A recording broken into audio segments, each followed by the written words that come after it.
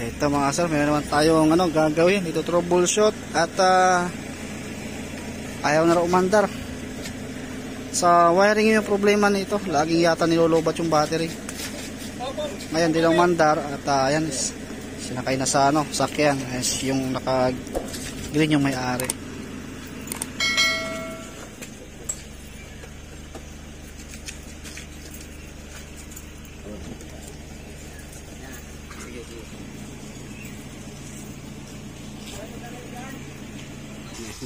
Ito, budget mo. Okay, ito troubleshoot natin yung motor mo. Ilang araw lang niya kabiyahe. Ayan, ito yung pinoproblema ni sir. Iyan ko ng konti. Ayan. Tapos start natin. Ayan. Ayan. Umaandar naman siya mga sir. Check natin yung voltage. Medyo ayan, nag 13.7, ibig sabihin okay yung charging yan mga sir. Goods na goods. Ang concern ni sir, kapag binomba mo siya, example nito, iusog natin konti. Ayan, delay na delay po siya. At kapag pinol rave mo siya, yung acceleration niya, pinol rave mo siya ng ganyan, namamatay yung makina. Dapat kapag pinol rave mo siya, hindi po yan dapat namamatay. Ito namamatay. Okay. I-start mo ulit, partner. Tapos, kapag nag-change oil din daw siya, 4 na kutsara lang yung natatanggal niya sa langis niya. Pero pag dihandaan mo ito mga sila,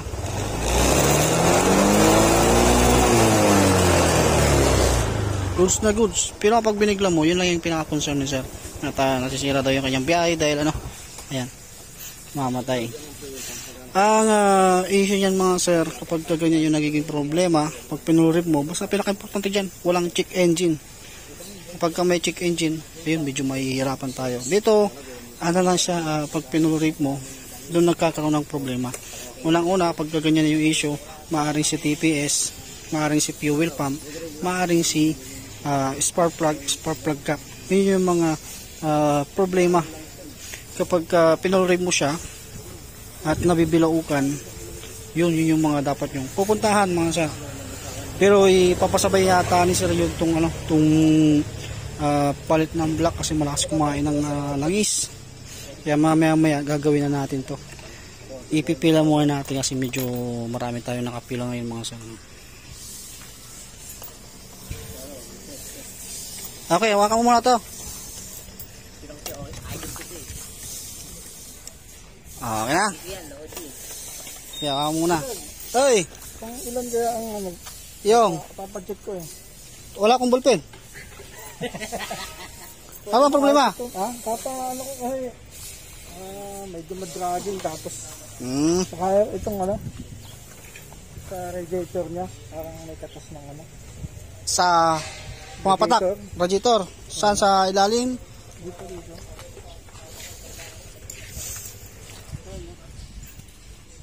Lalo pa akong bulakan eh.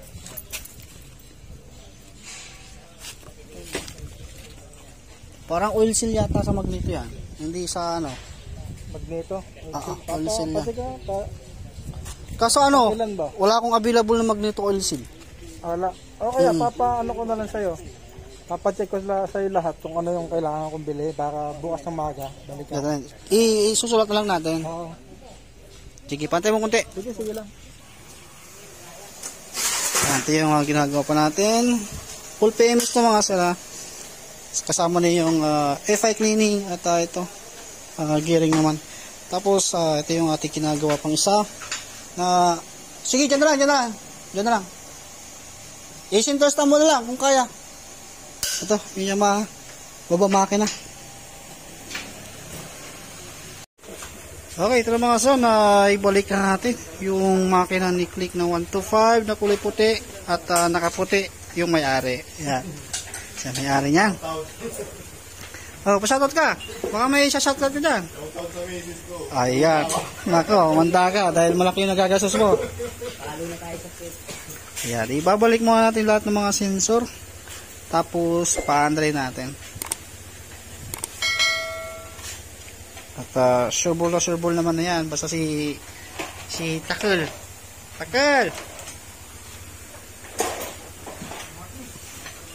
Sige, kuhain mo dyan. Ano kasi? Ha? Inaantok na naman. Inaantok na naman. Yan, tapos meron tayong top overhaul doon. At ito na yung Yamaha. Bali, sigunyan na lang yung problema natin dyan. Dadalhin natin ng machine shop kasong linggo bukas. Kaya hindi natin na mabubuo pa. Pero kumpleto na yung pisa niya mga sir. Okay, ayan na. Nakasalang na rin yung motor mo. Ito na mga sir. Nakasalang na yung motor ni partner. Inabot siya ng gabi. Dahil gawa ng marami po nakapila kanina ng mga hard din ang mga pinagawa. Yan, nagpapalit na tayo ng block. I-diretsong refresh na natin. At yung gamit niyang spark plug, isa rin yun sa mga nagkakaroon ng palya. Yan, dahil maliit yung kanyang spark plug na ginamit. Yan yung mga ginagamit ng Miyuk. Hindi siya pang click talaga. Kaya kung sakali mga sir, huwag kayong gagamit. Pero kung pang uwi lang, pwede nyo gamitin. Pero kung hindi yung pang araw-araw na gamit, huwag kayong magamit na. Kasi magkakaroon ng problema lang. Hindi siya makasulog ng maayos.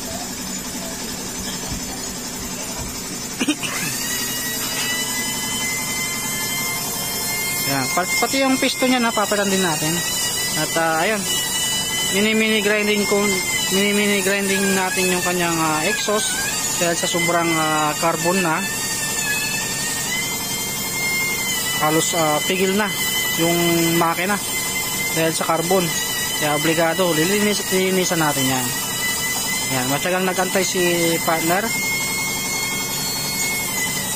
At hintay niya dahil gawa ng taga Montalban pa to. Sinakay niya sa sasakyan. Kaya hinihintay niya. Ito, i-overnight na naman namin. Para magamit niya rin bukas. Kasi hindi ginagamit niyang panghanap buhay yung mga sir.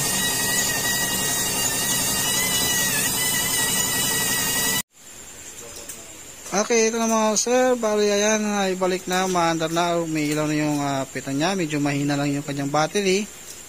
Dahil nalubat na siguro ito sa katry. Tapos sa side ng sa right side, medyo hindi gumagana yung kanyang brake light switch. At doon naman sa doon lang tayo pumipindot sa may left side.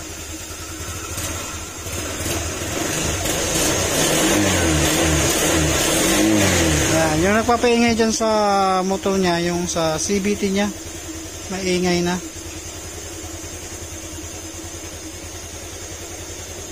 Siyempre sa katagalan na rin. At gamit na gamit din ito.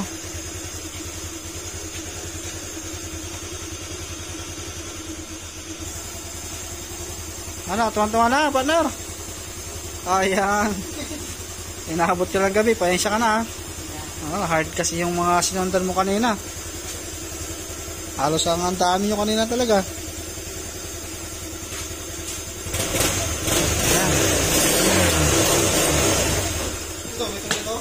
Okay na, ibalik nyo na yung ibalik nyo na yung cover.